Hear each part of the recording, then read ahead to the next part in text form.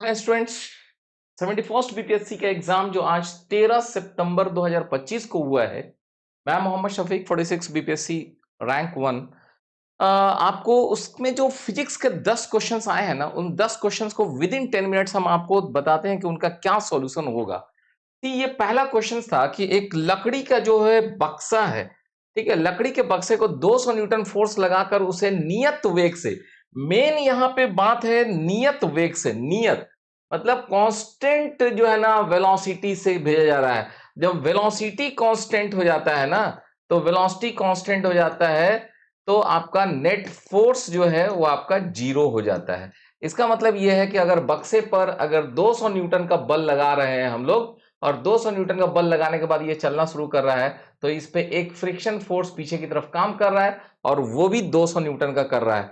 सो इस तरह से, ताकि ये दोनों फोर्स मिलके जीरो हो गया है और वेलोसिटी कांस्टेंट हो गया, तो इस तरह से 200 न्यूटन।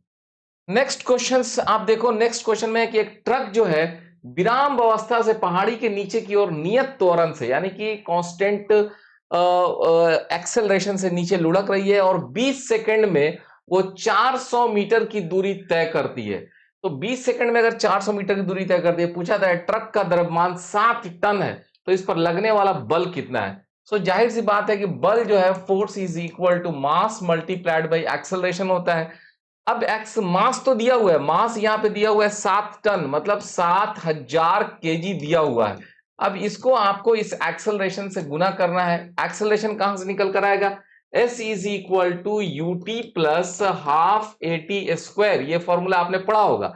अब यहां पे क्या है कि जब विराम अवस्था से चलना शुरू किया है, विराम अवस्था से चलना शुरू किया है, तो ये चीज जीरो हो गया, यानी कि इनिशियल स्पीड जीरो है। सो अब यहां पे देखो एस कितना 400 मीटर दूरी तय किया इसने, is equal to 1/2 into acceleration into T square, T मतलब 20 सेकंड का स्क्वायर, यानी कि 20 इंटू 20, यानी कि ये से कट के ये हो गया, एक्सेलरेशन इज इक्वल टू 2 हो गया। ये 2 को उठा के यहां पे आप रख दो, तो यहां पे निकल कर आ जाएगा 14,000, यानी कि ये वाला आंसर आपके पास आ जाएगा। 14,000 न्यूटन का जो है उस ऑब्जेक्ट पे बल लग रहा है। नेक्स्ट, किसी घर में एक महीने में ऊर्जा की खपत जो है आपको 250 यूनिट है। एक यूनिट क्या होता है, अब आप पढ़े होंगे कि एक यूनिट जो है बिजली का वो लिखा जाता है 1 kWh, ठीक है। के मतलब 1000, ठीक है। वाट मतलब जूल पर सेकेंड, ठीक है। और एच का मतलब 3600, ठीक है, 3600 सेकेंड। तो इसका मतलब यह था कि ये 36 लाख जूल के बराबर है। तो अगर एक एक यूनिट जो है अगर आपको 36 लाख जूल के बराबर है, तो 250 कितने के बराबर होगा, तो 250 से इसको गुना कर दो, तो आपको क्या पास हो जाएगा, 250 इंटू 36 लाख, ओके। 36 लाख, 3 2 5, तो ये आपके पास है 5 और एक ये 6, तो ये हो गया 25 गुना 36 गुना 10 का पावर 6। अब 25 गुना 36 करोगे तो कितना हो जाएगा, 25 गुना 36 करोगे तो ये जो चीज है आपके पास, जस्ट इसको समझने के लिए मैं क्या करता हूं, 4 से गुना करके 4 से भाग देता, 4 से काट के ये 9 हो गया और ये 100 है, तो ये हो गया 9 गुना 10 का पावर 8, यानी कि ये वाला आपका आंसर हो जाएगा।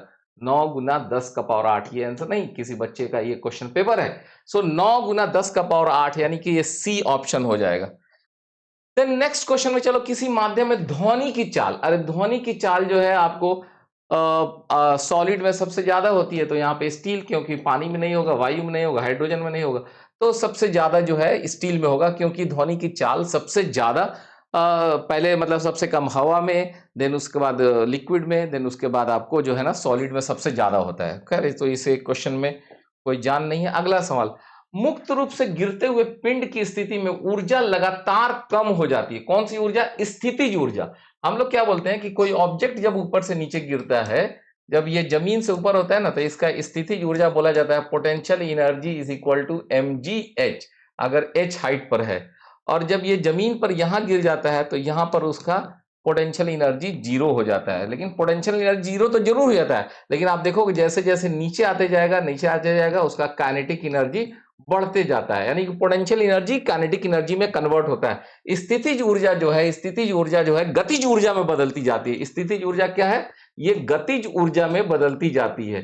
तो गतिज ऊर्जा में बदलती जाती है और ये ऊर्जा संरक्षण के सिद्धांत को फॉलो करता है कि जितना उसका स्थितिज ऊर्जा घटता है उतना काइनेटिक एनर्जी उसका गतिज ऊर्जा बढ़ जाता है। तो यहाँ पे ये ऊर्जा संरक्षण सिद्धांत का उल्लंघन है? नो, ऊर्जा संरक्षण सिद्धांत का उल्लंघन नहीं है। यस, ये उल्लंघन नहीं है, क्योंकि एनर्जी कंजर्व रहता है मुक्त रूप से गिरते हुए पिंड में। ऊपर से जब नीचे आता है तो यहाँ पे जो स्थितिज ऊर्जा होती है और यहाँ पे जो काइनेटिक ऊर्जा होती है दोनों बराबर होती है। बीच में उसका स्थितिज और काइनेटिक दोनों होगा, लेकिन उसका जोड़ जो होगा यहाँ पे अगर उसको देखोगे तो काइनेटिक और पोटेंशियल दोनों होगा, लेकिन इस पोटेंशियल के बराबर होगा। जब यहाँ आ जाएगा तो इस काइनेटिक के बराबर होगा। तो ऊर्जा का संरक्षण सिद्धांत क्लास 6, 7, 8 में पढ़ाई होता था कि हम लोग जब ऊपर से किसी बॉडी को गिराते हैं तो उसका ऊर्जा हर जगह संरक्षित रहता है। तो इस तरह से ये आंसर बी हो जाएगा। ठीक है, नेक्स्ट आइए आपका बैलों की एक जोड़ी खेत जोतते समय 140 न्यूटन का बल लगाती है। जोता गया 15 मीटर लंबा है, तो कितना कार्य किया गया? तो कार्य का जो फॉर्मूला होता था हम लोग जानते थे, कार्य इज इक्वल टू बल इनटू बल की दिशा में विस्थापन। बल की दिशा में विस्थापन मतलब बल की दिशा में कितनी दूरी हम लोग तय किए हैं। तो बल अब हमारा 140 न्यूटन है और आगे कितना 15 मीटर जो है इसमें चले थे। 15 मीटर बैल जो है हल को जो है धक्का लगा के आगे बढ़ा रहे जो है ना, तो फोर्स लगा रहा है आगे की तरफ। तो ये मतलब फोर्स इनटू डिस्प्लेसमेंट हम लोग बात कर रहे थे। बेसिकली फोर्स डॉट डिस्प्लेसमेंट होता था जो है।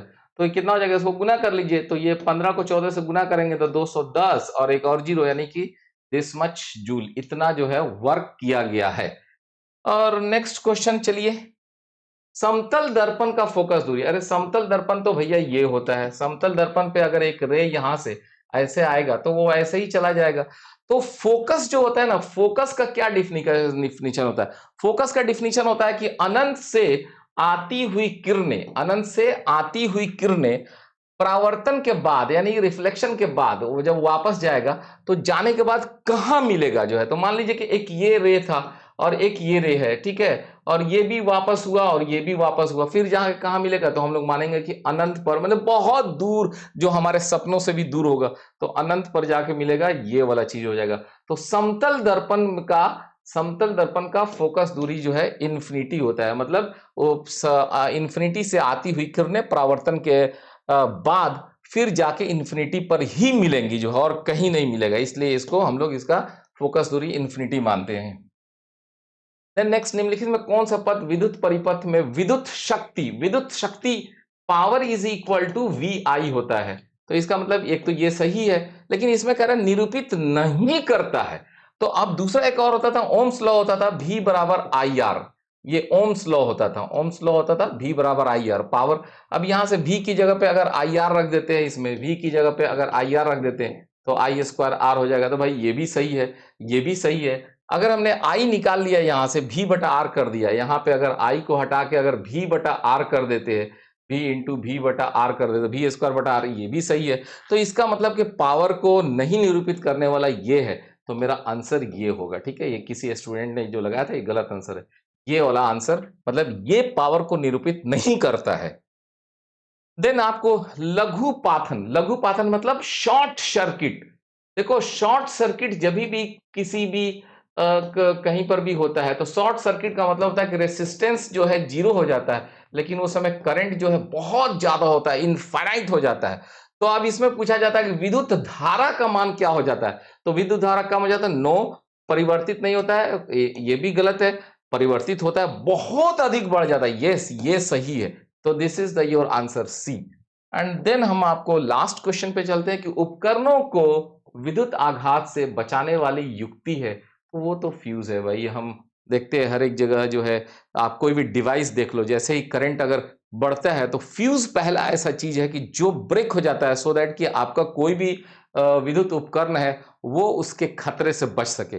So this was the 10 questions of your BPSC 71st BPSC। बहुत ही आसान फिजिक्स के क्वेश्चंस पूछे गए हैं, जिन लोगों ने हल्के फुल्के भी पढ़े होंगे 10th क्लास तक में जो है मुझे उम्मीद है कि उन्होंने बना लिया होगा। इसके जस्ट पहले मैंने आपको जो है मैथ्स के जो है क्वेश्चंस, जो 10 मैथ्स के क्वेश्चंस आए थे उनके सॉल्यूशन आपको बताए हैं। इवन मैथ्स के 10 क्वेश्चंस के तो मैंने आपको कल भी एक वीडियो अपलोड करके बताया था कि यही सवाल इसी टाइप के आने वाले थे, और निश्चित डिफरेंट रूप से वो सवाल आया है। आप चाहो तो जाके देख सकते हो कि मैंने कल ही एक वो अपलोड किया था कि 71st BPSC most probable questions जो है 10 क्वेश्चंस जो है, और बहुत मैथ्स के क्वेश्चन तो मैंने जो गेस किए थे वो लड़े, और ये फिजिक्स के क्वेश्चंस रहे जो आपको सॉल्यूशन करके मैंने बताया है। आगे फिर आपको अदर्स टॉपिक्स के भी सॉल्यूशन करके बताऊंगा। थैंक यू दोस्तों, थैंक्स अ लॉट।